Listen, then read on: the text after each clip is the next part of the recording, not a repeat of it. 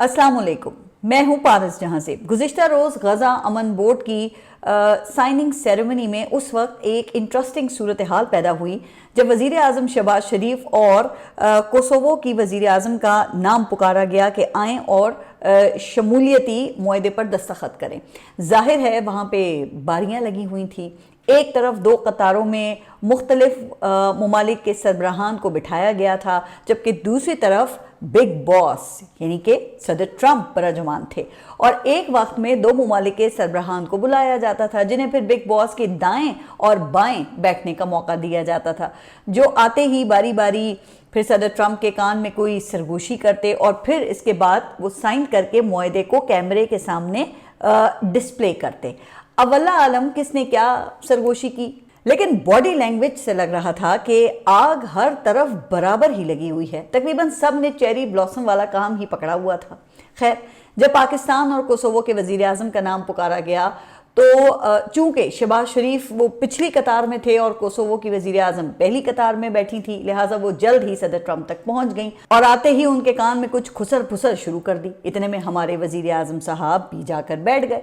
अच्छा, फिर जब इब्तदाई मुसाफे और सरगोशी के बाद सदर ट्रंप ने कोसोवो की प्राइम मिनिस्टर से फरागत पाई तो रूह सुखन शहबाज शरीफ की जानिब किया गया, जो पहले से ही इंतज़ार में बैठे हुए थे। लिहाजा मुरव्वजा तरीक़ाकार के मुताबिक उन्होंने पहले सदर ट्रंप से मुसाफा किया, जिसके बाद फिर उनके कान में कोई सरगोशी की। मैं सोच रही थी कि ऐसी तकरीब में जहाँ सब पहले से तय होता है और यहाँ भी सब पहले से तय था, भला वो क्या बात कर सकते हैं। तो मेरी समझ में एक ही बात आई कि पाकिस्तान जिस सूरत हाल में है, वज़ीर आज़म ने ज़रूर कोई ना कोई लतीफ़ा ही सुनाया होगा ताकि बिग बॉस का ध्यान लगा रहे और वो कहीं पूछ ही ना लें कि कब गज़ा फ़ौज भेज रहे हैं। अच्छा, फिर मैंने सोचा कि ऐसी सूरत हाल में किस किस्म का लतीफ़ा सुनाया जा सकता है, तो मुझे मौके की मुनासबत से मुल्ला नसीरुद्दीन का एक लतीफ़ा मेरे जहन में आया। वैसे मुल्ला से याद आया कि मौलाना फजलुर रहमान ने भी एक मुनासबत कायम की है, उसका जिक्र ज़रा मैं इसी व्लॉग में आगे चल के करती हूँ, लेकिन पहले ज़रा लतीफ़ा सुने ताकि सूरत हाल को समझने में आपके लिए आसानी हो जाए ना। वो कहते हैं कि मुल्ला नसीरुद्दीन ने अपने एक हमसाये से कुछ बर्तन उधार लिए। इस्तेमाल के बाद जब मुल्ला ने वो बर्तन उसे वापस किए तो उनमें से कुछ बर्तन जो थे वो टूटे हुए थे, जिस पर फिर वो जो पड़ोसी था उसने ज़ाहिर है शिकायत की। तो मुल्ला कहने लगे कि अव्वल तो मैंने आपसे बर्तन लिए ही नहीं, दूसरा जब आपने बर्तन मुझे दिए तो वो पहले से टूटे हुए थे, और तीसरा कि जब मैंने वो बर्तन वापस किए तो वो तो बिल्कुल ठीक हालत में थे। तो लगता है कि शहबाज शरीफ साहब ने भी ऐसी ही घुमाने फिराने वाली बात ही की होगी। बहरहाल इस दौरान दूसरी तरफ वो कोसोवो की वजीर आज़म हाथ में कलम लेकर बेताब बैठी थी कि कब शहबाज शरीफ बिग बॉस को फारिग करें और वो शमूलियती मुआहदे के ऊपर दस्तखत करें। लेकिन हुआ ये कि जूं ही शहबाज शरीफ पहली सरगोशी करके फारिग हुए ना, तो पीछे हटते हटते वो अचानक सदर ट्रंप की जानिब झुके और दूसरी सरगोशी शुरू कर दी। मैंने कहा कि लो जी, लगता है कि लतीफ़े का कोई अहम पहलू रह गया। तो हुआ ये कि सरगोशी करते ही शहबाज शरीफ ने राइट का इंडिकेटर दिया और उंगली के इशारे से सदर ट्रंप की निगाहों को किसी मुश्किल में डाले बगैर ऑडियंस में बैठे फील्ड मार्शल तक पहुंचा दिया, जिसके बाद फिर सदर ट्रंप ने दूर ही से अपने फेवरेट फील्ड मार्शल को हेलो कहा। लेकिन वज़ीर आज़म शहबाज शरीफ की उकाबी सलाहियतों का अंदाज़ा तो वैसे इस बात से बखूबी लगाया जा सकता है कि कलम हाथ में लिए इंतज़ार में बैठी कोसोवो की वज़ीर आज़म भी उनके इशारे पर पूरे 90 के ज़ाविये से घूमती हुई दिखाई दी, जिससे कम अज़ कम मेरी नॉलेज में दो बातों का इजाफा हुआ। एक ये कि माशाअल्लाह शहबाज शरीफ साहब की नज़र ज़रूरत के ऐन मुताबिक है, मौका मिलने पे दाएं और बाएं नहीं होती बल्कि सीधी हदफ पर रहती है। फिर दूसरी बात यह कि लगता है कि शहबाज शरीफ साहब ने ट्रैफिक सार्जेंट के काम पर भी बड़ी ही तहकीक की हुई है और वो इस काम को बारीकियों की हद तक समझते हैं, तभी तो आला तरीन सतह पर इसका अमली मुजाहरा भी करते हैं, वरना किसी और सरबराह मुमलिकत से तो ऐसी तवक्को नहीं की जा सकती। लेकिन खैर, ये सब देखकर मुझे एक पहलवान का किस्सा याद आया। कहते हैं कि एक पहलवान था जिसको एक वक्त में 80 रोटियां खाता देखकर वो जो सर्कस वाले थे उन्होंने फौरन नौकरी पे रख लिया। पहले शो में ही पहलवान ने खूब 80 रोटियां खाई तो लोग बहुत हैरान हुए। अच्छा, 1 घंटे के बाद ही फिर दूसरा शो शुरू हुआ जिसमें पहले से ज़्यादा रश था। पहलवान ने उसमें भी 80 रोटियां खाई। सर्कस वालों ने जब ये देखा तो उन्होंने तो फौरन ही तीसरा शो भी रख लिया। अब 1 घंटे बाद तीसरा शो था और रश वो پھر پہلے سے زیادہ تھا، مگر پھر اچانک دیکھا کہ پہلوان جو ہے وہ تو کہیں غائب ہو گیا ہے۔ اچھا، اس پریشانی کے عالم میں پھر سرکس والے تلاش کرتے کرتے پہلوان کے گھر تک پہنچ گئے، تو کیا دیکھتے ہیں کہ پہلوان گھر میں روٹی کھا رہا تھا۔ سرکس والوں نے حیران ہو کر پوچھا کہ بھائی اگر روٹی ہی کھانی تھی تو شو میں ہی کھا لیتے نا۔ تو پہلوان نے فوراً بولا کہ اب میں ہر وقت کیا نوکری ہی کرتا رہوں، روٹی بھی نہ کھاؤں؟ تو اس سے تو لگتا ہے کہ پہلی سرگوشی نوکری کے لیے تھی اور دوسری روٹی کے لیے۔ لیکن خیر، روٹی کھائیں یا روٹی کے ساتھ بوٹی بھی کھائیں، ہمیں اس پر کوئی خاص اعتراض نہیں ہے، لیکن معاملہ جب قومی وقار کا ہونا تو پھر بہت کچھ دیکھنا پڑتا ہے۔ اچھا، روٹی سے وہ مجھے یاد آیا کہ مولانا فضل الرحمان نے گزشتہ روز قومی اسمبلی میں بڑا دھواں دھار خطاب کیا ہے، جس میں انہوں نے بھی کسی کے روٹی ٹکڑے کی بات کی ہے۔ اب ویسے تو غزہ امن بورڈ میں شمولیت کے ایشو پر علماء کے مجموعی کردار اور بالخصوص مولانا فضل الرحمان پر اس وقت کافی تنقید ہو رہی ہے، جس کا مجموعی تاثر یہ ہے کہ اگر کوئی سیاسی جماعت ایسا فیصلہ کرتی تو علماء حضرات اس وقت ظاہر ہے سڑکوں پر ہوتے، جلسے جلوس ہڑتالیں کر رہے ہوتے، کچھ تو وہ کراؤڈ لے کر اسلام آباد کی جانب مارچ بھی کر رہے ہوتے۔ لیکن اب یعنی کہ اس وقت آپ دیکھ رہے ہیں کہ مکمل خاموشی ہے۔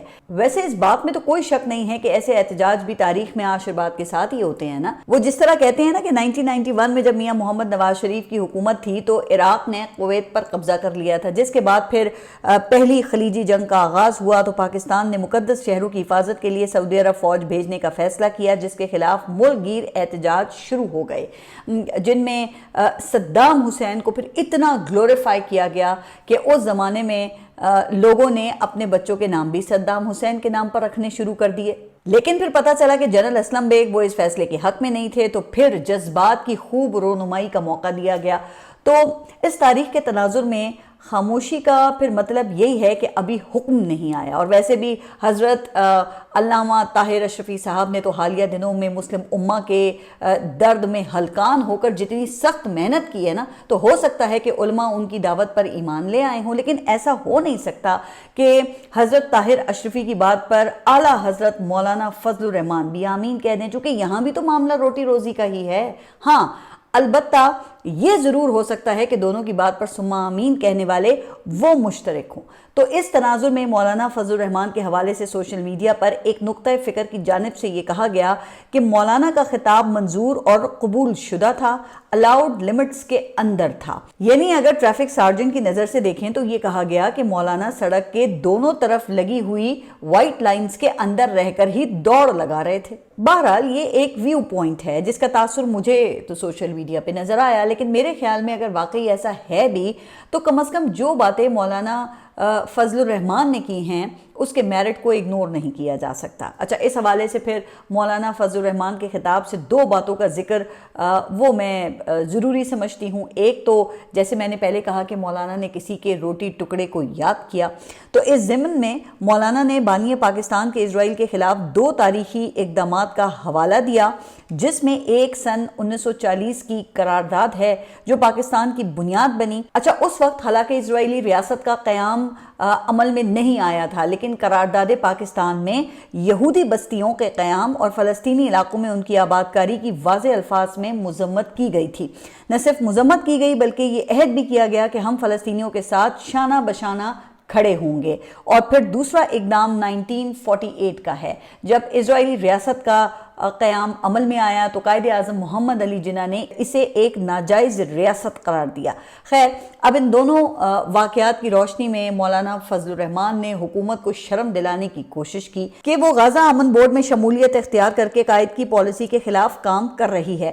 اچھا، ویسے آپ کوئی مولانا سے یہ پوچھے کہ جس کے پاس جو چیز ہو ہی نہ تو اس کا واسطہ بھلا پھر کس کام کا؟ اگر حکومت میں شرم نام کی کوئی چیز ہوتی تو کیا آج وہ اس اسمبلی میں بیٹھے ہوتے جسے مولانا فضل الرحمان خود جعلی اسمبلی کہتے ہیں، جو مولانا کے خیال میں کسی دفتر میں بیٹھ کر بنائی گئی ہے؟ لیکن خیر، پھر بھی مولانا صاحب نے چکنے گھڑوں پر پانی ڈالنے کی جو رسم ہے نا وہ ادا کی اور کہا کہ جو کچھ تم کر رہے ہو اس کی قائد اعظم کے ساتھ کوئی مناسبت ہی نہیں، پیروی تو دور کی بات ہے۔ لیکن بھائی مولانا صاحب کی باتوں پہ تو حکومت کے کان پر جوں تک نہ رینگی، بت بن کر حکومتی اراکین یہ سب کچھ سنتے رہے، لہٰذا پھر ان بتوں کو حرکت دینے کے لیے مولانا نے ان کا روٹی ٹکڑا بھی یاد کیا۔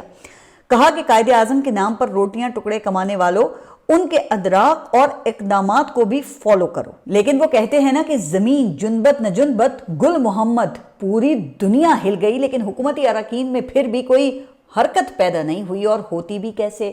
نوکری ہی بت بننے کی جو ہے، کیونکہ پھر جو دوسری بات مولانا نے کی اس پر پوری ریاست کو ہل جانا چاہیے تھا۔ یہ بات اتنی تشویشناک ہے کہ مولانا نے 2 بار ریاست سے اپنی وفاداری کا حلف لے کر کہی ہے، تو اتنی خطرناک بات ہے۔ تو مولانا نے اللہ کو حاضر ناظر جان کر یہ کہا کہ خیبر پختونخوا کے جنوبی اضلاع میں مسلح لوگ ٹیکس وصول کرتے ہیں جبکہ ہماری فورسز چوکیاں خالی کر کے ان کے حوالے کر رہی ہیں، حکومت نام کی کوئی چیز نہیں ہے۔ پھر انہوں نے اپنے آبائی علاقے کی مثال دی جس کے دونوں طرف پہاڑ ہیں، جس میں مسلح گروہ رہتے ہیں جن کو ٹیکس دیے بغیر کوئی ٹھیکیدار کام نہیں کر سکتا، کوئی کنسٹرکشن نہیں ہو سکتی، سرکاری لوگ جان بچانے کے لیے ان کو بھتہ دیتے ہیں۔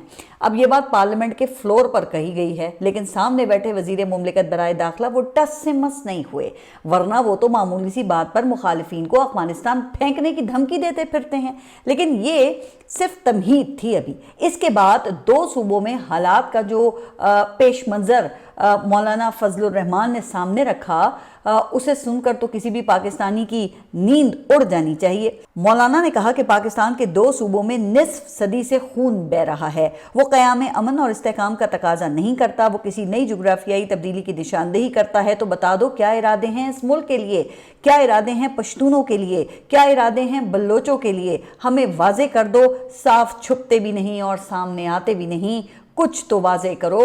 لیکن حکومت کیا واضح کرتی جناب، جبکہ ان کے اپنے اراکین کو خود بھی کچھ واضح نہیں ہے۔ اگر ہوتا تو پارلیمنٹ کو اعتماد میں نہ لیتے۔ آپ دیکھیے نا ان کی حالت کہ غزہ امن بورڈ میں شمولیت کے فیصلے کی کابینہ سے بھی منظوری تو نہیں لی گئی، اور دستخطی تقریب کے قریب آ کر اچانک پھر یہ اعلان کر دیا گیا، جس کی وضاحت پارلیمنٹ میں دینے کے بجائے وہ الیکٹرانک میڈیا پہ کچھ تجزیہ کاروں کے ذریعے کی جا رہی ہے۔ اچھا، گزشتہ روز میں ایک ٹی وی چینل پر ایک دفاعی تجزیہ کار ہیں سید محمد علی، ان کو سن رہی تھی جو اس فیصلے کے فضائل بیان کر رہے تھے۔